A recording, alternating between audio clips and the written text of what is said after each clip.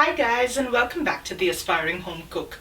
My name is Trisha, and today I have an absolute doozy of a recipe to share with you. Today we're making a pizza toastie. If you've never heard of a toastie before, it's basically a grilled sandwich that is chock full of your favorite things. If you've been here for a while, you would have seen my video where I show you how I make my pizza from scratch. That's still one of my favorite recipes. When you're not in the mood to sit and actually make your pizza dough from scratch, this version that I'm going to show you today hits that spot with just a fraction of time and effort involved. It's got very basic ingredients that I tend to have in the house most of the times. You can switch it up and use whatever you'd like to top your pizza with. Today's version is a meatless version, and I hope you enjoy it as much as we do. And before we move on to the recipe, if you're new here and haven't done so already, please subscribe to my channel, and once you do, click on that little bell icon so that you get notified every time I upload a new video. So let's head on over to the kitchen and start putting together our pizza toasties. Here's what you're going to need for today's sandwiches. Some slices of bread, some butter, and for the fillings, this is what I'm using. I've got some fire roasted red pepper strips here, some Kalamata olives that I've just chopped up into little strips as well. Here I've got some sliced onion, some sliced pickles, and I've got some pickled jalapenos that I've just chopped up into little chunks. Now this is of course the kind of stuff that we like on our pizza. You can switch it up to suit your preferences. I'm going to use mozzarella. These are just little cherry mozzarella balls that I'm going to use as my cheese in today's sandwich. When I make my pizza from scratch, I also make my pizza sauce from scratch. Since this is a lunch option to help you out in a pinch, I'm going to keep things very simple. I'm just going to use a little bit of tomato ketchup. I'm going to add a hint of sriracha sauce. You can use any other hot sauce of your choice. And right there on that slice of bread itself, I'm going to mix that around and spread that on to the slice of bread.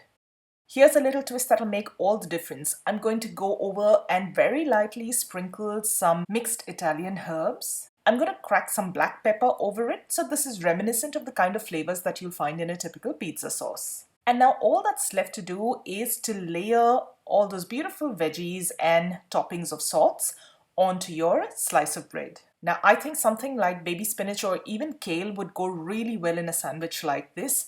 You'd probably start off with a layer of the greens and then top off all your other veggies over it. And again, these are so versatile, you can just add just as much or as little of each of the ingredients that you'd like. Last but not least, I'm going to add a nice layer of mozzarella and top it off with the second slice that we've prepped with our makeshift pizza sauce. Now, the top of one of the slices is going to get buttered. Butter it well right up to the edges so that you get a nice crusty finish on your grilled sandwich. Now you can use a sandwich grill if you've got one. I'm just going to make it on a pan on the stove top. Now I've just got a little cast iron pan heating up over here. I'm going to put the butter side down, make sure that everything is still tucked in well into that sandwich. And I'm going to let this cook off on a medium heat till I get a nice beautiful brown crusty color on the bottom. While that side is browning up nicely, I'm just going to butter the top of the sandwich so that it's all ready to go when I'm ready to flip this over. You can check the bottom, make sure that you've got a nice color, and then carefully flip your sandwich over and let it develop a nice beautiful crust or grilled finish on that second side as well. And that's it guys. Once you've got that nice crusty edge on the second side, your sandwich is ready to come off the heat.